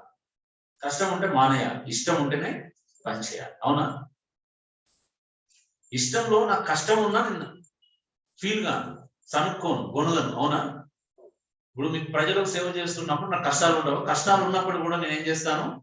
ఇష్టంతోనే చేస్తాను. ఎందుకంటే అంతకన్నా సనుక్కోనా పోయి పని చేయండి అని ఫీల్ గా అవుతామా? ఎందుకు నేను చేయాలని ఫీల్ గా. తర్వాత చదవండి ఇంకేమన్నాడు. దాసుడైనను స్వతంత్రుడైనను మీలో ప్రతి వాడును ఏ సత్కార్యం చేయను దాని ఫలము ప్రభువు వల్ల పొందును. ఎవరంటే ఎవరిస్తారంటే ప్రతిఫలం? ఫలం ఎవరిస్తారంట? ప్రభు ఇస్తానన్నాడా? యజమాని ఇస్తాడు. మనం పనిచేసే యజమాని దగ్గర ఫలాన్ని ఎక్స్పెక్ట్ చేయాలా? ప్రభు దగ్గర ఎక్స్పెక్ట్ చేయాలా? నువ్వు మంచి ఏ సత్కార్యం చేసినా దాని ప్రతిఫలము నీకు దేవుడు ఇస్తాడంటున్నాడు. నీకు ఆ నమ్మకం ఉండాలి. ఒక విశ్వాసికి ఏ నమ్మకం ఉండాలంటే పనిచేసేట నేను కష్టపడి పని చేస్తున్నాను, దాని ప్రతిఫలం నాకు దేవుడు ఇస్తాడనే నమ్మకం ఉండాలి. ఆమేన్. అంతే కదా? అది ఉన్నప్పుడే అండి. ఈ రోజు నేను కష్టపడుతున్నాను, నాకు ప్రతిఫలం నాకు దేవుడు ఇస్తాడని నమ్ముతున్నానా? ఎవరి మీద నన్ను ఎదురు చూస్తున్నాను? ఎవరి వైపు చూడట్లేదు. ఎవరి వైపు చూసిన ప్రాబ్లమే, అది రైట్ కాదు. ఎందుకంటే వాళ్ళని ప్రేమించలేను, వాళ్ళని మంచిగా ఉండలేను, వాళ్ళను సరిగా చూసుకోలేము. అవునా? మనిషి మీద ఎక్స్పెక్ట్ చేస్తే ఏంటంటే మనుషులు సరిగా ఉండలేము. లోపల ఏదో ఫీలింగ్ కలుగుతుంది. ఆ ఫీలింగ్ నేను చంపేసుకున్నా. ప్రతిరోజు ప్రతి క్షణం ఆ ఫీలింగ్స్ రాకూడదని నేను పోరాటం చేస్తాను. అందరిని ఈక్వల్ గా చూడాలి. ఎవరిస్తారు ప్రతిఫలం? దేవుడు ఇస్తాడు. నువ్వు నమ్మకంగా పని చేస్తే, నీ సత్కార్యం చేసినా, ఎంత మంచి పని చేసినా నన్ను మెచ్చుకుంటలేరు, నన్ను తిడుతున్నారు, నన్ను గౌరవించట్లేదు, నా పనికి ప్రతిఫలం, నా పనిని ఏంటిది కంప్లైంట్స్ అని. నేను అందుకే చెప్తాను, ప్రతి మనిషి ఫస్ట్ దేవుడికి ట్యూన్ కావాలంట. దేవునికి ట్యూన్ కాకపోతే ఇవన్నీ సమస్యలు ఎదుర్కోవాల్సి వస్తుంది. ఒక్కసారి దేవునికి ట్యూన్ అయితే తిట్టినా కూడా నవ్వుకుంటూ వెళ్ళిపోతుంది. అంతే కదా. ఇప్పుడు నేను నవ్వుతే నేను మంచి చేయడానికి పోతే మళ్ళీ పాత విషయాలు గుర్తేసి నిందించడానికి ప్రయత్నం చేశారు. ఎవరు నష్టం నాకు కాదు. ఇప్పుడు ఎవరు నష్టపోతున్నారు అక్కడ? దేవుడు లేడు జీవితంలో కదా, ఎవరు లేరు. కష్టం వస్తే ఆదరించేవాడు, ఓదార్చేవాడు, ధైర్యం చెప్పేవాడు లేడు, పరామర్శించేవాడు లేడు.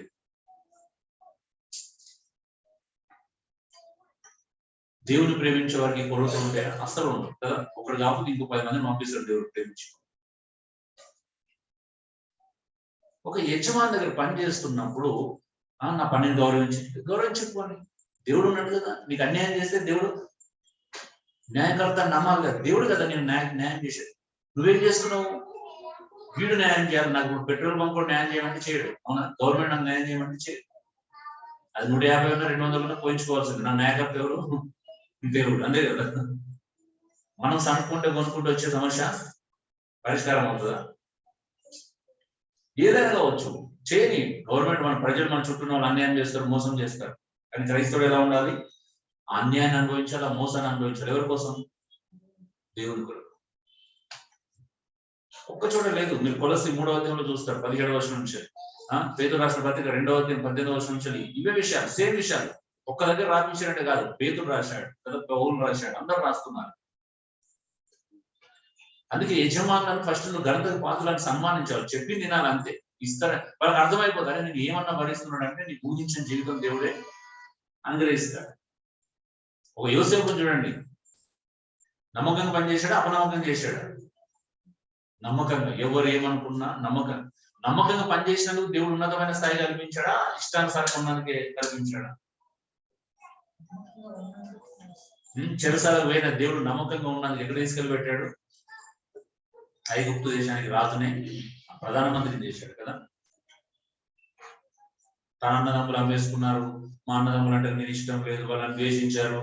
నన్ను ఊకే ఒక్కరోజు కూడా నన్ను ప్రేమించలేదు, నన్ను చంపడానికి ట్రై చేశారు, నన్ను పెద్ద లోయలో పాడేశారు. తర్వాత తీసుకొచ్చి ఇంకా కనికరం లేకుండా నన్ను అమ్మేసుకున్నారు. అసలు నా చుట్టూ ఎంత భయంకరమైన వ్యక్తులు ఉన్నా తెలుసా?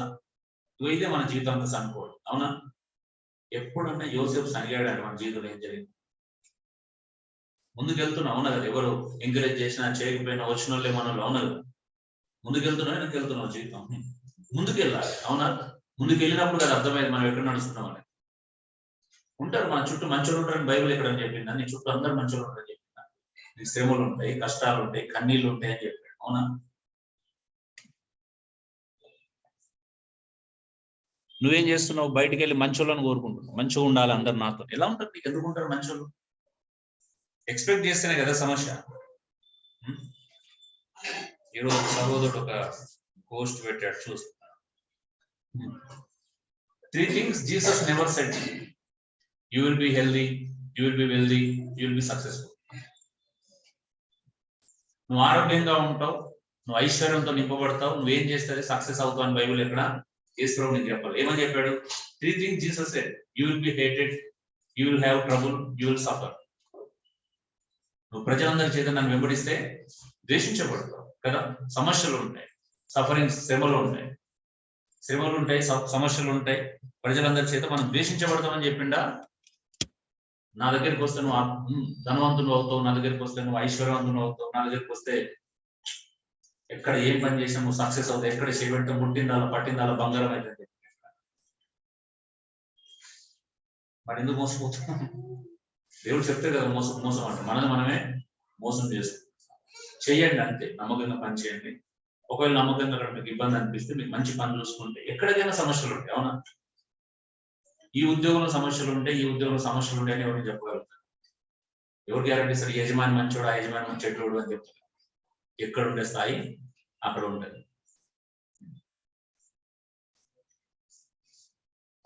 సో ఫస్ట్ దేవుని వైపు చూడడం నేర్చుకుంటే సమస్యలు ఉండవు. వాళ్ళు మంచోళ్ళు కాకపోయినా చెడ్డోళ్ళు అయినా ఎలాంటి పరిస్థితుల్లో ఉన్నా చూడాల్సింది ఎవరిని? దేవుడిని. వాళ్ళని కనపరచాలి అంతే. దేనికోసం కనపరచమన్నాడు? దేవుని వాక్యం దూషించబడకూడదు. నువ్వు ఇదైతే నువ్వు యజమానికి లోపడబోతే ఎవరు దూషించబడతారు? మనసులో అనుకోవాలి. నేను క్రైస్తవుడు, అన్ని విషయాల్లో మంచిగా ఉంటాడు, ఇట్లా చేస్తాడు, అట్లా చేస్తాడు అంటే ఎవరికి అవమానం. వాక్యం దూషించబడుతుందండి. దేవుని వాక్యం దూషించబడుతుంది. బుద్ధి చెప్పు వాళ్ళని సన్మానించాలి. 1 Thessalonians 5:12-13 ఎవరు సన్మానించాలంట? మీకు వాక్యం బోధించి మీకు బుద్ధి చెప్పేవాడిని మన్నన చేయమన్నాడు, గౌరవించమన్నాడు. ఈరోజు బుద్ధి చెప్పేవాడు గౌరవం లేదు, మన్నన లేదు. ఉందా? మన్నన లేకపోతే నువ్వు చెప్పినందుకు ఇలా జరుగుతుంది అనుకుంటున్నా. ఇప్పుడు విచారించి వివేచించి నువ్వు ఇలా వెళ్తే నీకు ఇలా నష్టం జరుగుతుంది, నువ్వు ఇలా చేయకూడదని చెప్తే వాళ్ళు ఇప్పుడు దాన్ని వినకుండా నువ్వు చెప్పినందుకే జరిగింది అంటున్నారు. అటువంటి పరిస్థితి. నిన్న మన వదిలేసిన సహోదరులకు అక్క ఫోన్ చేసి 1 year అవుతున్నాడు, ఫోన్ కంట్రోల్ లేడు. వాళ్ళ సొంత తల్లి చనిపోయింది, బట్ ఇంతవరకు తెలియదంటే ఎక్కడ ఉన్నదో తెలియదు. ఆమె ఫోన్ చేసి స్నేహాలకు ఫోన్ చేసింది, మన నిరంజన్ వాళ్ళు.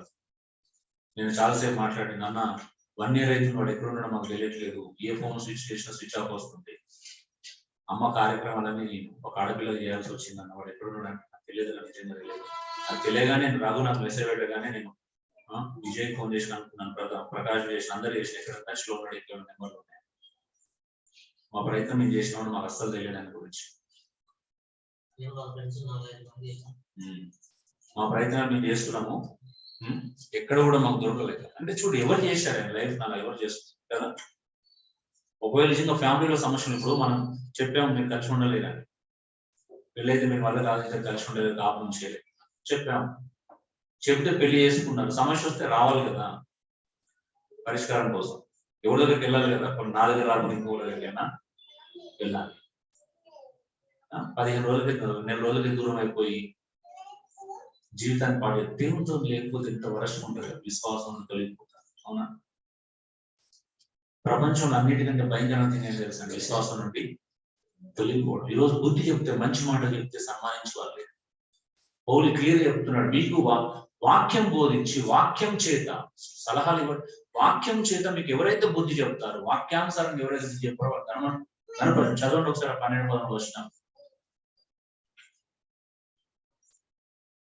మరియు సహోదరులారా, మీలో ప్రయాసపడుచు ప్రభువునందు మీకు భయవారై ఉండి మీకు బుద్ధి చెప్పు వారిని మదన చేసి వారి పనిని బట్టి వారిని ప్రేమతో మిక్కిలి ఘనంగా ఎంచవాలని వేడుకొంచున్నాము. సో వారి పనిని బట్టి వారి ప్రేమతో మిక్కిలి ఘనంగా ఎంచాలి. ఎలా ఎంచాలంటే ప్రేమతో ఎంచాలంట. దేనిని బట్టి? వారు చేస్తున్న పనిని బట్టి.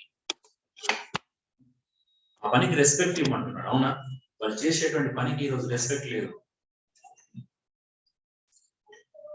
చూస్తూనే ఉన్నప్పుడు కర్మల వాళ్ళ సహోదరులు అసలు ఎవరికి గౌరవం అంటూ చేస్తున్న పని అద్భుతమైనది, అందరికి నచ్చాలని చూస్తున్నాను. నన్ను నా ఫీలింగ్స్ ని అంటే మనల్ని సంతోష పెట్టాలని చూస్తున్నారు, కానీ మంచి కోసం చెప్తే ఎవరికి నచ్చట్లేదు. ఏం పాపం చేసామంటే, ఇప్పుడు ఒక మనిషి అరే నీ పెళ్లిలో కులం చూడన్నాను, వాక్యానికి వ్యతిరేకంగా జీవించానా? నేను వాక్యానికి వ్యతిరేకంగా సలహా ఇచ్చానా? వెళ్ళిపోయాడు ఒక సహోదరుడు. ఇప్పటికీ ఆ పెయిన్ ఉంటుంది. తప్ప ఏం ప్రభావ ఏమన్నా వస్తుంది, కులాన్ని చూడన్నాను, పెళ్లిలో కులం అడగా అన్నాను, అంతే.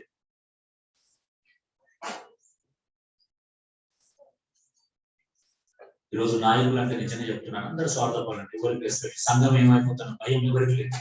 సంఘాన్ని వదిలేసి సంఘం బలహీన పడిపోతుంది. సంఘ నాయకుడు హర్ట్ అవుతాడు, సంఘం సరైన రీతిలో నడిపించేవాడు బలహీన పడిపోతాడు అని చిన్న ఫీలింగ్. ఎవరి స్వార్థం కోసం వాళ్ళు బ్రతుకుతున్నారు. వాళ్ళ స్వార్థాన్ని సపోర్ట్ చేసే వాళ్ళు కూడా పెరుగుతూ ఉంటారు. కొన్నిసార్లు రీసెంట్ కూడా వస్తాడు, ఎందుకు వస్తాడు, ఎందుకు రాడో తెలియదు. శ్రీనితో మనం తీసుకొచ్చాడు ఒక రీజన్. అరే ఏంటి ప్రాబ్లం ఏంటో తెలిస్తే కదా మనం ఏదైనా చేయగలిగేది. ఎందుకు రాదో అర్థం కాదు, ఎందుకు అది చేస్తాడో తెలియదు, ఎంత సఫర్ అవుతామండి అసలు. పోనీ ఏం చెప్పినా వాళ్ళకి నష్టం కలిగించామా? సంఘంలో ఇంతమంది ఉన్నారు, కష్టం వస్తే 10 రూపాయలు అందరూ సాయం చేయడానికి ముందుకు వెళ్ళాలి తప్పించి ఏ రోజు ఆ వ్యక్తిని ఇబ్బంది పరుచున్నాయి.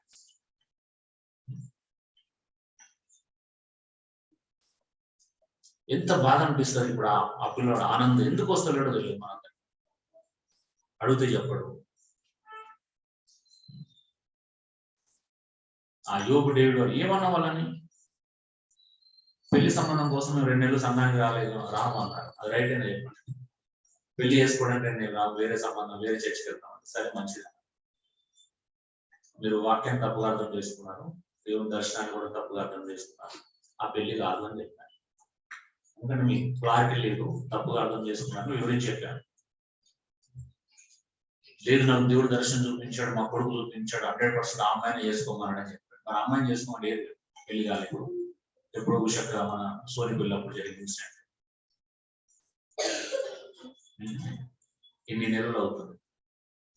పోనీ ఇప్పుడు నిజంగా జెన్యున్ కారణం అయితే 6 రోజులలో ఒక్క రోజన్నా మాట్లాడవచ్చు కదా. సరే సండే పోతుంది, మిగతా 6 రోజులు ఎందుకు మాట్లాడాలి? ఒక్కసారి ఫోన్ చేసి మనతో టచ్ లో ఉన్నామని తెలియపరచుకోవాలంటే మాట్లాడాలి. అన్న మిమ్మల్ని దూరం పెట్టుకోవట్లేదు, వదిలేయట్లేదు అంటే రీజన్ ఎక్కడ దొరికిందా? దొరకలేదు. ఎంత పెయిన్ఫుల్ ఉంటుందండి ఒక్కొక్కరు. అలాగా ఏం చెప్పినా వాళ్ళకి మంచి కూడా చెప్పాను కదా, దేవుని దగ్గర వాళ్ళంతా చెప్పాను. దేవుని చిత్తానికి వ్యతిరేకంగా ఏం బోధించలేదు కదా, లేకపోతే డబ్బుల కోసం ఘనత కోసం ఎవరు వేధించలేదు కదా. వాళ్ళు మంచి కోరి చెప్తే ఈ రోజు వినట్లేదండి. బుద్ధి చెప్పు వారిని సన్మానించడం లేదు. మరికొంతమంది సన్మానించడం అంటే స్టేజ్ మీద షాలోగా బొకేలు ఇవ్వడం అనుకుంటారు. ఒక పాస్టర్ సన్మానిస్తారు, మేడలు దండేసి షాలో కప్పి బొకే ఇస్తే సన్మానం అనుకుంటారు. అలాంటి సన్మానం చేయమని ఎక్కడ ఉంది అసలు? సన్మానం అంటే వాడి మాట వినడం, అది సన్మానం, నిజమైన సన్మానం. వాడు చెప్పింది చేయడం. ఎప్పుడు 13-17 కూడా అదే చూస్తున్నాం కదా. మేము పైన నాయకులు ఉన్నారు, మీ ఆత్మలకు లెక్క అప్పచెప్పుకోవాల్సిన మీ ఆత్మలను కాల్చున్నారు. సో వాడు సంతోషంతో కాయినట్టు వారి మాట విని వారికి వాడి దుఃఖంతో కాసినట్టు మీకు నిష్ప్రయోజనం, ఎలాంటి ప్రయోజనం లేదు. మరి ఎందుకు నమ్మం ఈ లేఖనాల్ని? మంచి చెప్పాం, ఇలాగే ఉండాలి, అలాగే ఉండాలి, సంఘక్షేమం కోసం ఆలోచించమంటాం తప్ప, వాక్యంలో పెంచడం తప్ప అండి, వాక్యానుసారంగా జీవించమని చెప్పడం తప్ప, సంఘ క్షేమం కోసం ఆలోచించడం తప్ప అండి, సంఘం అందరు కలిస్తేనే క్షేమాభివృద్ధి చెందదని చెప్పడం తప్ప, అందరు కలిస్తేనే అందరు ఇన్వాల్వ్ అవుతేనే మంచిది అని చెప్పడం తప్ప, మరి ఎక్కడ వాక్యాన్ని వ్యతిరేకంగా బోధిస్తాం? ఏదైనా వాక్యాన్ని ఎందుకు గౌరవించం, ఎందుకు రెస్పెక్ట్ చేయము? ఒక నాయకుడు ఏదైనా మంచి కూడా చెప్తే ఉపదేశం పొందేవాడు ప్రతి మంచి విషయంలో నాయకులతో పాలి భాగస్తులు కావాలంటారు గలతీ 6:7 కదా. మంచి విషయం, మంచి పని చేయడానికి ఆయన ఏదైతే ముందుకు తీసుకొస్తారో అందరూ ఇన్వాల్వ్ కావాలి. అవునా? కష్టమైన, నష్టమైన, శ్రమైన, ఆర్థిక ఇబ్బందులు ఉన్నా కూడా ఇన్వాల్వ్ కావాలి. నలుగురు మంచి జరుగుతుంది అన్నప్పుడు. అవునా? ప్రతి దాంట్లో మన ఆలోచన, మన క్షేమము, మన యొక్క చూసుకునే నా కుటుంబము, నా ఫ్యామిలీ, నా భార్య, నా పిల్లలు, అక్కడి వరకే ఆలోచిస్తే ఇంకా క్రైస్తవానికి అర్థమే ఉంటాయి. మన భార్యను సంతోష పెట్టుకోవడం, పిల్లలు సంతోష పెట్టుకుని, ఇది అక్కడికి పోతే ఇబ్బంది పడతారేమో, అడిపోతే ఇదైతుందేమో, ఏమో ఇప్పుడు రఘు ఒక ప్లాన్ చేస్తున్నాం, మరి ఏమైతుందో తెలియదు. ఎంతమంది ఎంకరేజ్ చేస్తున్నాం, గెట్ టుగెదర్ 2 days ఎక్కడైనా గడపాలని ఆశపడుతున్నాం. ఒక సాటర్డే సండే ఒక నైట్ అయితే అక్కడే స్టే చేసి సండే ఫెలోషిప్ చూసుకొని రావాలని రఘుకు చాలా ఆశ. మంచిదే కదా, ప్రేమ పెరుగుతుంది, అనురాగం పెరుగుతుంది, ఇలా తప్పేముంది కదా.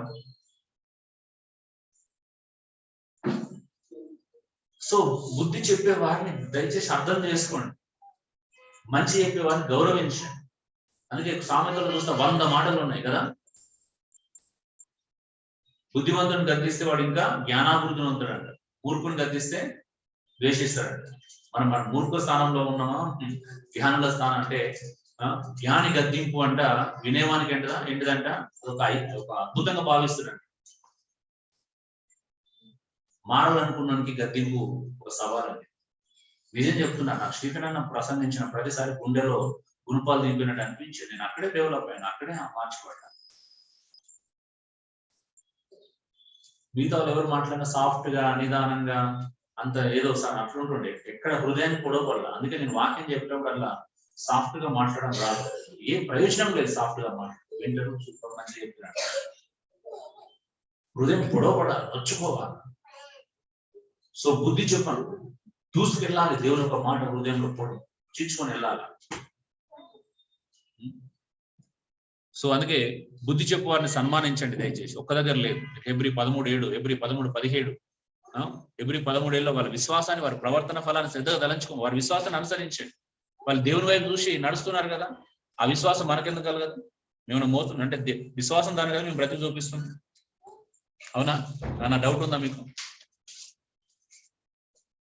నాయకుల యొక్క విశ్వాస ఫలాన్ని